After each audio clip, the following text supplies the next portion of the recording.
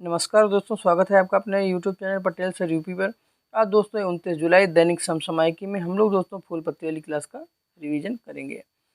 दोस्तों देरी न करते हुए शुरुआत करते हैं आज के पहले क्वेश्चन की। जो हमारा पहला क्वेश्चन है वह है कि हाल ही में वर्ल्ड सिटीज कल्चर फोरम में शामिल होने वाला पहला भारतीय राज्य वो कौन सा है। वो दोस्तों राज्य कौन सा है, वो है बेंगलुरु।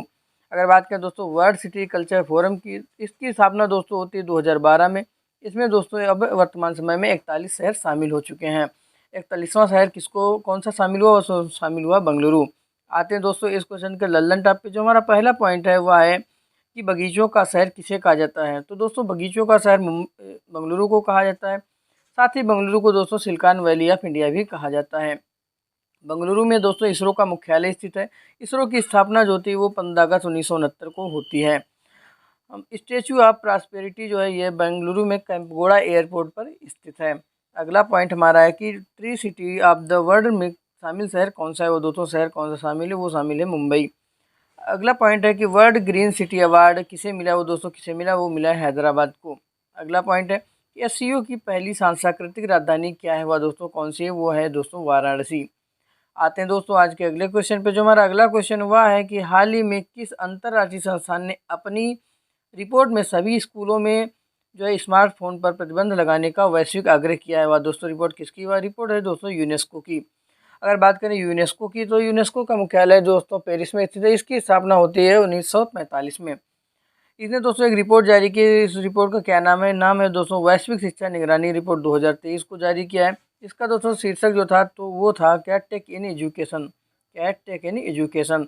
दोस्तों इसमें शिक्षा को बताया गया कि मानव केंद्रित दृष्टिकोण से ये शिक्षा होगी। इसमें दोस्तों भावनात्मक क्षमता का विकास होगा। आते हैं दोस्तों इस क्वेश्चन के लल्लन टॉप पे। जो पहला पॉइंट है वह है कि यूनेस्को विश्व धरोहर में भारत की कितनी जो धरोहर हैं वो शामिल हैं। इसमें दोस्तों 40 धरोहरों को शामिल किया गया है, जिसमें 32 दोस्तों सांस्कृतिक हैं, 7 प्राकृतिक है, एक दोस्तों क्या है वो है मिक्स। एक क्या है वो है दोस्तों मिक्स। आते हैं दोस्तों अगले पॉइंट पे। अगला पॉइंट है कि रामप्पा मंदिर जो है इसको दोस्तों 39वीं विश्व धरोहर में शामिल किया गया था। अगर बात करें दोस्तों धौलावीरा दोस्तों 40वीं विश्व धरोहर में शामिल किया गया है। अगला पॉइंट है कि विश्व की पहली लिविंग हेरिटेज यूनिवर्सिटी कौन सी है। वह दोस्तों है विश्व भारती विश्वविद्यालय, जिसकी दोस्तों स्थापना होती है सन 1921 में। कोलकाता में दोस्तों इसकी स्थापना होती है। इसकी स्थापना करने वाले कौन थे, वो थे दोस्तों रविन्द्रनाथ टैगोर जी।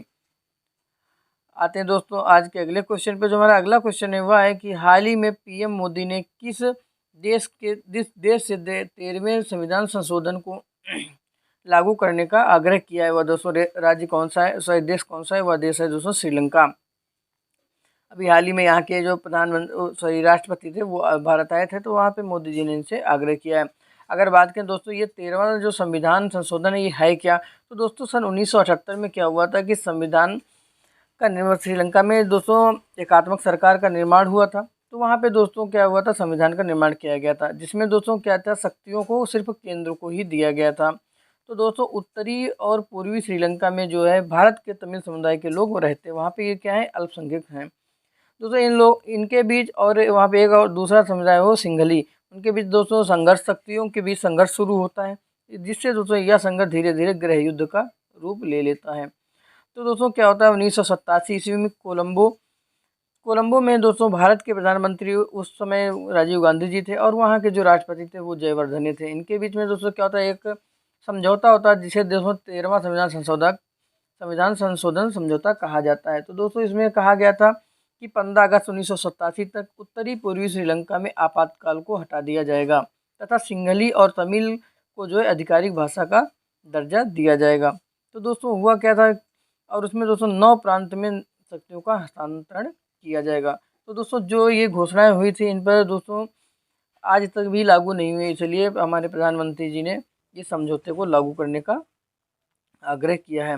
अगला आते हैं दोस्तों इस क्वेश्चन के लल्लन टॉप पे। जो पहला पॉइंट है कि मतदान की आयु दोस्तों 21 से 18 वर्ष किस संविधान संशोधन के तहत की गई थी, और दोस्तों संविधान संशोधन कौन सा है, वह है दोस्तों 61वां संविधान संशोधन।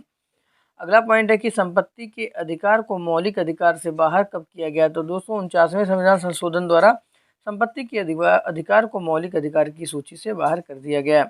अगला पॉइंट है कि राष्ट्रीय अनुसूचित जाति आयोग जो है national commission of schedule caste और national commission of schedule tribe को किस में रखा गया? ये 219 338 अनुच्छेद में रखा गया था। 289वां संविधान संशोधन के तहत इसको क्या किया गया था? National commission for schedule caste को अनुच्छेद 338 में तथा national commission for schedule tribe को 338A में रखा गया है। अगला पॉइंट है कि SC/ST के लिए सीटों को जो आरक्षण है 10 वर्ष विस्तार कर दिया गया, वो दोस्तों कौन सा संविधान संशोधन था? वो संविधान संशोधन है 104वां संविधान संशोधन। आते हैं दोस्तों आज के अगले क्वेश्चन पे। जो हमारा अगला क्वेश्चन है वह है कि प्रतिवर्ष विश्व हेपेटाइटिस दिवस कब मनाया जाता है? वह दोस्तों मनाया जाता है कब? 28 जुलाई को। दोस्तों हेपेटाइटिस जो है कितने प्रकार का होता है? वह 5 प्रकार का होता है। Hepatitis A, hepatitis B, hepatitis C और हेपेटाइटिस डी तथा हेपेटाइटिस ई। अगर बात करें दोस्तों हेपेटाइटिस बी की, तो इसके दोस्तों वायरस की खोज जो करने वाले कौन थे? वो थे अल्बम बर्ग। जो उन्होंने कब किया था? वो दोस्तों किया था 1967 ईस्वी में। दोस्तों इस बार हेपेटाइटिस दिवस की थीम क्या है? वह दोस्तों है वन लाइफ वन लीवर, इसकी जो है थीम है। आते हैं दोस्तों इस क्वेश्चन के लल्लन टॉप पे। जो हमारा पहला पॉइंट है वह है कि मानव शरीर की सबसे बड़ी ग्रंथि कौन सी है? वह दोस्तों ग्रंथि कौन सी है? वह है दोस्तों यकृत। अगला है कि शाही रोग दोस्तों किसे कहा जाता है? दोस्तों हीमोफीलिया को शाही रोग कहा जाता है। इसमें दोस्तों क्या होता है? इसमें दोस्तों रक्त का थक्का नहीं जमता है। इसमें इस रोग की जो वाहक होती है वो महिलाएं होती हैं तथा जो रोगी होता है वो कौन होता है? वो होता है दोस्तों पुरुष। अगला पॉइंट है कि मानव शरीर का सबसे बड़ा अंग क्या है? वह दोस्तों क्या है? वह है त्वचा। अगला पॉइंट है कि शरीर की रासायनिक प्रयोगशाला किसे कहते हैं? वो दोस्तों कहते हैं लीवर को। अगला पॉइंट है कि पीलिया रोग में कौन सा अंग प्रभावित होता है? वो दोस्तों कौन सा अंग प्रभावित होता है? वो दोस्तों लीवर प्रभावित होता है। आते हैं दोस्तों आज के अगले क्वेश्चन पे। हमारा जो अगला क्वेश्चन है वह है कि हाल ही में फीफा महिला फुटबॉल विश्व कप खेलने वाली सबसे कम उम्र खिलाड़ी जो है वो है केसी फेर का संबंध किस देश से है? उनका संबंध दोस्तों है किससे? दक्षिण कोरिया से। इनकी अगर बात करें उम्र की, दोस्तों इनकी उम्र है कितने? 16 साल। इनका आयोजन दोस्तों कहाँ पे हुआ है? इसका आयोजन होता है दोस्तों न्यूजीलैंड और ऑस्ट्रेलिया में। आते हैं दोस्तों आज के क्वेश्चन के लल्लन टॉप पे। जो पहला पॉइंट है कि गोल्डन बूट अवार्ड जो है किसे दिया गया? वो दोस्तों दिया गया एम्बापे को।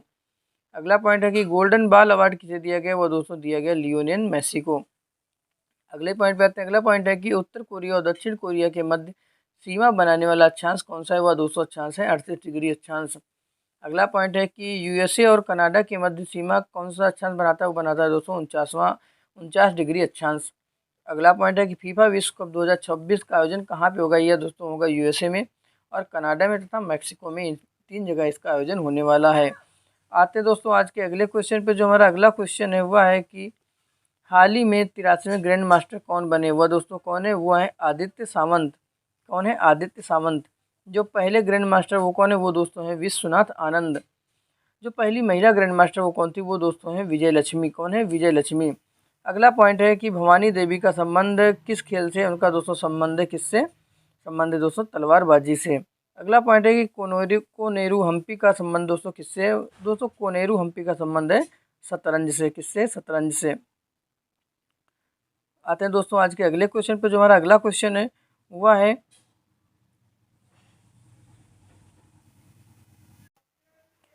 हाल ही में क्रेच नीति लागू करने वाला देश का पहला राज्य कौन सा है? वह दोस्तों राज्य कौन सा है? वह दोस्तों राज्य हरियाणा।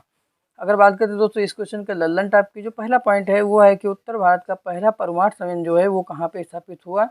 वो दोस्तों स्थापित हुआ कहाँ पे? फतेहाबाद में। अगला पॉइंट है कि राखी गढ़ी का संबंध किस राज्य से? वह दोस्तों राज्य है कौन सा? हरियाणा। अगला पॉइंट है सूरज कुंड मेला कहाँ पे होता है? ये दोस्तों होता है फरीदाबाद में। ये कहाँ पड़ता है? फरीदाबाद। ये पड़ता है दोस्तों कहाँ पे? हरियाणा में। आते हैं दोस्तों अगले पॉइंट पर। अगला पॉइंट हमारा है कि NDRI का मुख्यालय कहाँ पे? वो दोस्तों कहाँ पे? वो है करनाल में। आते हैं दोस्तों आज के अगले क्वेश्चन पे। जो हमारा अगला क्वेश्चन है वह है कि हाल ही में G20 ऊर्जा परिवर्तन कार्य समूह की जो चौथी बैठक हुई उसका आयोजन कहाँ पे हुआ? उसका आयोजन दोस्तों होता है कहाँ पे? गोवा में। दोस्तों इसका उद्देश्य क्या था? इसका दोस्तों उद्देश्य था फ्यूल फॉर फ्यूचर।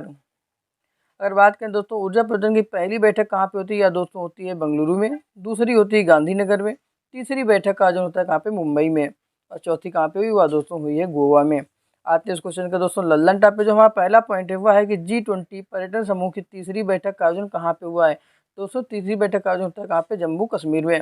अगला पॉइंट है कि G20 की संस्करण समूह की तीसरी बैठक का आयोजन कहाँ पे हुआ? और हुआ दोस्तों होता है कहाँ पे? हम्पी में।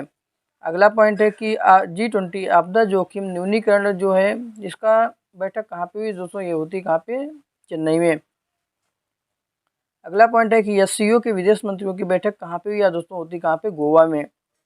आते हैं दोस्तों आज के अगले क्वेश्चन पर। हमारा अगला क्वेश्चन है वह है कि हाल ही में राजस्थान के किस जिले में चंबल नदी के तट पर दुनिया का पहला हेरिटेज रिवर फ्रंट बनाया गया है? वह दोस्तों कौन सा राज्य है राजस्थान का?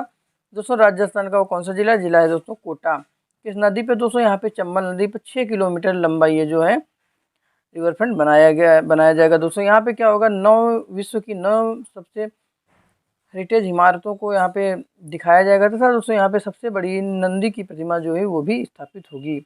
आते हैं दोस्तों इस क्वेश्चन के लल्लन टॉप पे। जो पहला पॉइंट हमारा है वह है कि अलमाटी बांध कहाँ पे है? या दोस्तों अलमाटी बांध कृष्णा नदी पर स्थित है। किस राज्य में पड़ता है? यह राज्य है दोस्तों कर्नाटक। अगला पॉइंट है यांगटीसी नदी जो क्या है वह दोस्तों एशिया की सबसे लंबी नदी कौन सी है? यांगटीसी नदी। यांगटीसी नदी के किनारे कौन सा शहर स्थित हुआ दोस्तों? संघाई शहर, चीन का संघाई शहर स्थित है। अगला पॉइंट है कि सलाल सलाल परियोजना, पक्कलदुम परियोजना, बगलीहार दुलस्ती परियोजना किस नदी पर? या दोस्तों नदी है कौन सी? चिनाब नदी। अगला पॉइंट है कि परसुणी को वेदों में क्या कहा गया? परसुणी को रावी बताया गया है। अगला पॉइंट आज का अगला क्वेश्चन है वह है कि हाल ही में चर्चा में रही सोनी परियोजना का जो संबंध है किस राज्य से? वह राज्य दोस्तों कौन सा है? राज्य है गुजरात। आते हैं दोस्तों इसको उसके लल्लन टॉप पे। पहला पॉइंट है कि भारत का पहला 24x7 सौर ऊर्जा संयंत्र संचालित गांव जो है वो कौन सा है? वो दोस्तों गांव है मोढेरा। अगला पॉइंट है काकरापार परमाणु संयंत्र जो है वो कहाँ पे स्थित है? दोस्तों स्थित है कहाँ पे? गुजरात में। अगला पॉइंट है कि रणजी ट्रॉफी विजेता दोस्तों कौन है? वह दोस्तों विजेता है सौराष्ट्र। अगला पॉइंट है कि 36वें राष्ट्रीय खेल का जो आयोजन ये कहाँ पे हुआ? ये दोस्तों हुआ है कहाँ पे? गुजरात में। आते हैं दोस्तों आज के अगले क्वेश्चन पे। जो हमारा अगला क्वेश्चन है कि लद्दाख का पहला महिला पुलिस स्टेशन कहाँ पे स्थापित हुआ है? वो दोस्तों हुआ कहाँ पे? कारगिल में। तो दोस्तों आज के लिए इतना है, फिर कल इसी क्लास के साथ मुलाकात होगी। तब तक बहुत बहुत